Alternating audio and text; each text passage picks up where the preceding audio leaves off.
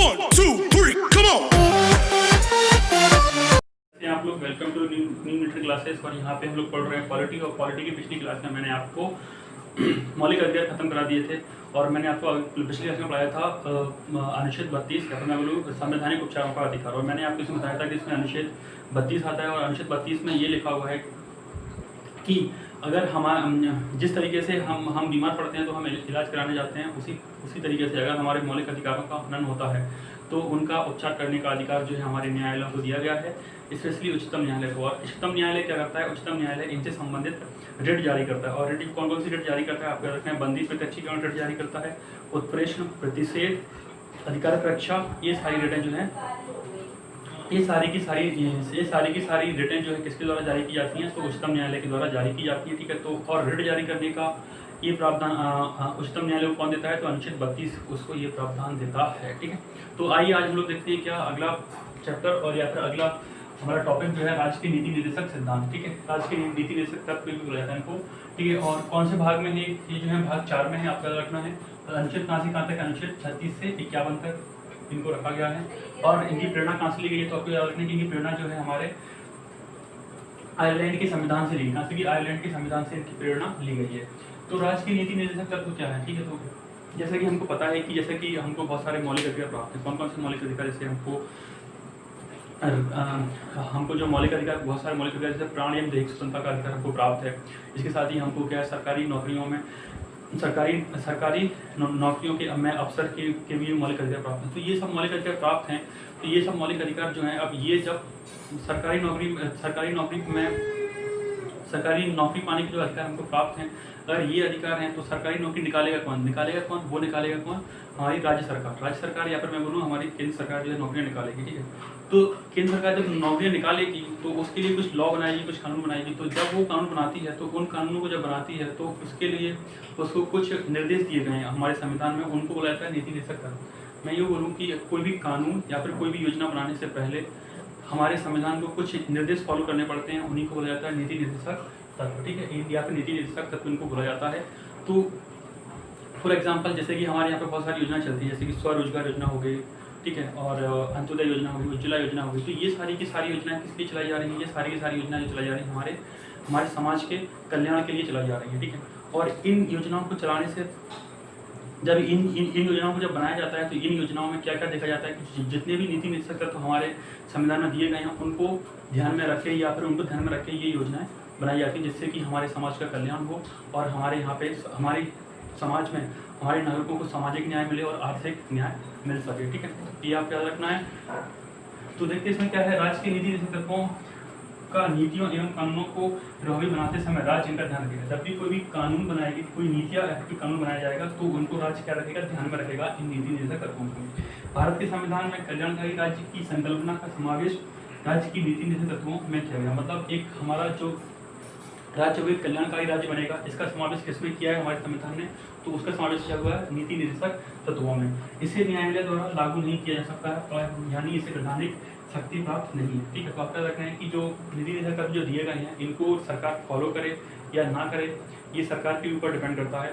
अगर इनको सरकार ने फॉलो नहीं किया हुआ है और इनको फॉलो करके कोई कानून या फिर कोई योजना बनाई हुई है, तो अगर उसने फॉलो नहीं किया हुआ है तो हम न्यायालय में नहीं जा सकते हैं। ठीक है, क्योंकि इसमें क्या है, इनको वैधानिक शक्ति प्राप्त नहीं है। ठीक है, आप याद रखना है कि क्या अगर आपसे ऐसा क्वेश्चन पूछा जाए कि नीति निर्देशक तत्वों को लेकर हम न्यायालय में जा सकते हैं, तो नहीं जा सकते। क्यों नहीं जा सकते? क्योंकि इनको वैधानिक शक्ति प्राप्त नहीं है। ठीक है, वहीं अगर मैं बात करूँ अगला कि इसका उद्देश्य क्या है, तो इनका उद्देश्य कल्याणकारी राज्य की स्थापना करना तथा आर्थिक, लोकतंत्र तथा सामाजिक प्रजातंत्र की स्थापना करना। ठीक है, आपको ये याद रखने हैं। आइए हम लोग देखते हैं अनुच्छेद 36 से 51 तक में। तो हम लोग सारे अनुच्छेद देखेंगे, जो इम्पोर्टेंट अनुच्छेद है हम लोग वो देखेंगे इसमें। ठीक है, तो इस अनुच्छेद में क्या है, तो यहाँ पे मैं अनुच्छेद 38 में क्या है, राज्य लोक कल्याण की अभिवृद्धि के लिए सामाजिक व्यवस्था बनाएगा तथा इससे नागरिकों को सामाजिक, आर्थिक और राजनीतिक न्याय मिलेगा। इसका मतलब क्या हुआ कि राज्य कोई भी नीति बनाएगा तो समाज के कल्याण के लिए, अगर समाज के विकास के लिए, समाज की ग्रोथ के लिए, वहाँ पे क्या लिखा हुआ है? लोक कल्याण की अभिवृद्धि के लिए। क्या? लोक कल्याण की अभिवृद्धि के लिए मतलब क्या? समाज की अभिवृद्धि के लिए या फिर ग्रोथ के लिए कोई भी सामाजिक व्यवस्था बनाएगा जिससे नागरिक को सामाजिक, आर्थिक और राजनीतिक न्याय मिलेगा। ठीक है, तो कोई भी अगर पॉलिसी अगर बनाई जाएगी तो सामाजिक तरीके से आएगी, सभी के लिए आएगी, ना कि किसी एक के लिए, किसी एक के लिए आएगी। तो सभी के लिए, पूरे समाज के लिए कोई भी व्यवस्था जो बनाई जाएगी, सामाजिक व्यवस्था बनाई जाएगी तो पूरे समाज के लिए आएगी, ना कि किसी एक स्पेशल वर्ग के लिए। ठीक है, तो वही लिखा होगा कि राज्य लोक कल्याण की अभिवृद्धि के लिए सामाजिक व्यवस्था बनाएगा जिससे नागरिकों को सामाजिक, आर्थिक और राजनीतिक न्याय मिलेगा। ठीक, तो सामाजिक न्याय का मतलब क्या होता है? सामाजिक न्याय को बता देता हूँ कि सामाजिक न्याय का मतलब ये होता है कि सभी वर्ग का मतलब क्या होगा? वर्ग में जैसे कि उच्च वर्ग, निम्न, मध्यम वर्ग और निम्न वर्ग। मतलब क्या वर्ग का मतलब क्या? पैसे के हिसाब से डिवाइड किया। तो उच्च वर्ग मतलब जिनकी अच्छा पैसा है, जिनके पास, मध्यम वर्ग मतलब मीडियम पैसा है, और निम्न वर्ग मतलब गरीब लोग जो हैं उनको निम्न वर्ग। तो उनमें भेदभाव नहीं किया जाएगा। सामाजिक न्याय का मतलब क्या? उनमें किसी भी तरीके का भेदभाव नहीं किया जाएगा। उसी के साथ ही सामाजिक में धर्म, जाति या फिर लिंग के आधार पर भेदभाव नहीं किया जाएगा। तो सामाजिक न्याय उसी को बुलाएगा कि जो भी संसाधन या फिर जो भी योजना आएगी वो सभी के लिए समान तरीके से आएगी। सामाजिक न्याय का मतलब ये हो गया। आर्थिक न्याय का मतलब क्या हो गया?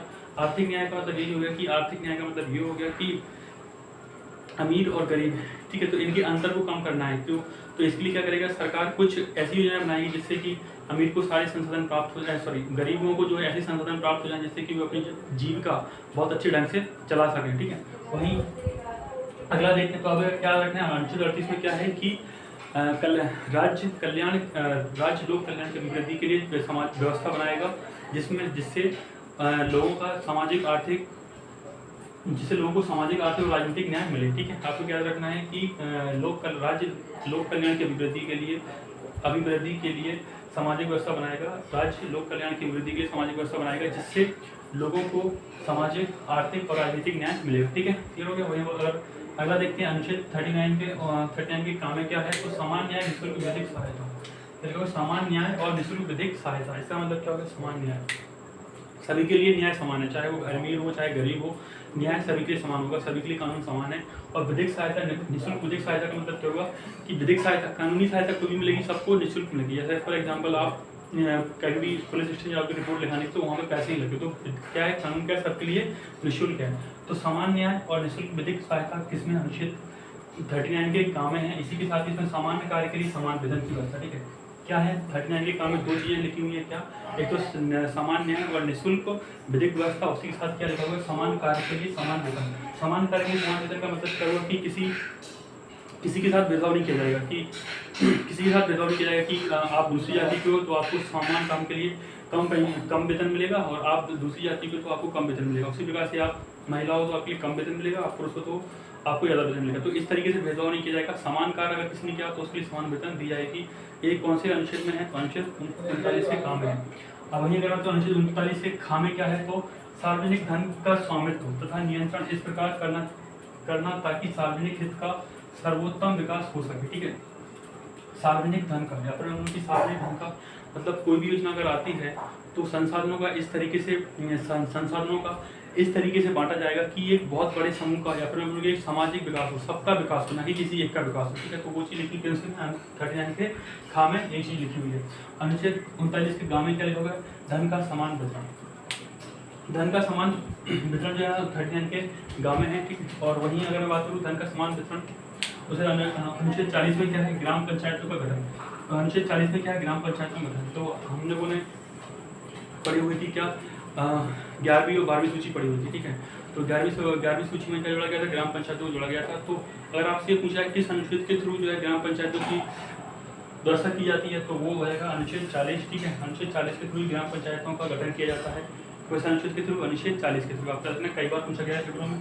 अनुच्छेद 41 में क्या है? तो अनुच्छेद 41 कुछ दशाओं में काम, शिक्षा और लोक सहायता पाने का अधिकार। ठीक है, सरकार से कुछ दशाओं में काम, शिक्षा और लोक सहायता पाने का अधिकार दिया है, अनुच्छेद 41 हमको देता है। ठीक है, तो आपका रखना है कि अनुच्छेद 38 हमको क्या बोलता है? अनुच्छेद 38 बोलता है कि राज्य क्या करेगा? कल्याण, हमारे जो समाज के कल्याण के लिए सामाजिक व्यवस्था करेगा जिससे कि वहाँ के जो लोग हैं उनको सामाजिक, आर्थिक, राजनीतिक न्याय मिल सके। वहीं अगर मैं बात करूँ अनुच्छेद 39 के काम में क्या है? अनुच्छेद 39 के काम में क्या है? समान न्याय सभी के लिए है और इसी के साथ ही निःशुल्क विधिक सहायता सभी के लिए। ठीक है, वहीं अगर मैं बात करूँ इसमें एक चीज़ और है, समान कार्य के लिए समान वेतन की व्यवस्था इसमें की गई है। वहीं अगर मैं बात करूँ कि अनुच्छेद 39 के खामे क्या है? तो अनुच्छेद 39 के खामे क्या है कि जो सामाजिक संसाधन है उनका इस तरीके से वितरण किया जाएगा कि सभी का या फिर समाज एक बहुत बड़े समूह का या फिर सबका विकास हो। ऐसा नहीं कि किसी एक एक वर्ग को ज़्यादा संसाधन दिए गए हैं विकास के लिए, जबकि दूसरे वर्ग को कम संसाधन दिए गए हैं। तो ऐसा भेदभाव नहीं किया जाएगा। वो चीज़ किसमें लिखा हुआ है? अनुच्छेद 39 के खामे लिखा हुआ है और 39 के खामे लिखा हुआ है। वहीं अगर मैं 39 अनुच्छेद 39 के गा में क्या लिखा हुआ है? तो वो लिखा हुआ है क्या? धन का समान वितरण। ठीक है। वहीं अगर बात करें अनुच्छेद 40 में क्या है? तो अनुच्छेद 40 में ग्राम पंचायतों का गठन किसके पक्ष में? अनुच्छेद 40 में लिखा हुआ है। वहीं अनुच्छेद 41 की अगर बात करूँ तो अनुच्छेद 41 में क्या है? कुछ दशाओं में काम, शिक्षा और लोक सहायता पाने का अधिकार है। ठीक है। कुछ दशाओं में काम, शिक्षा और लोक सहायता पाने का अधिकार जो है अनुच्छेद 41 में लिखा हुआ है। ठीक है। तो यहाँ आज हम लोग 41 तक देखेंगे। इसके आगे हम लोग कल देखेंगे इसके आगे का अनुच्छेद। तो आज के लिए इतना ही। इसमें से आपको मेनली कौन सा याद रखना है मैं आपको देता हूँ। अनुच्छेद 38 को आपको याद रखना है। इसके साथ ही आपको अनुच्छेद 40 भी याद रखना है। ठीक है। और ये दो तो आपको याद रखनी है, बकाया कि आपका ना हो तो भी चलेगा। ये दो जो अनुच्छेद कई बार कई एग्जाम में आ चुके हैं। ठीक है। आज के इतना ही, आगे कल कंटिन्यू करेंगे। Thank you.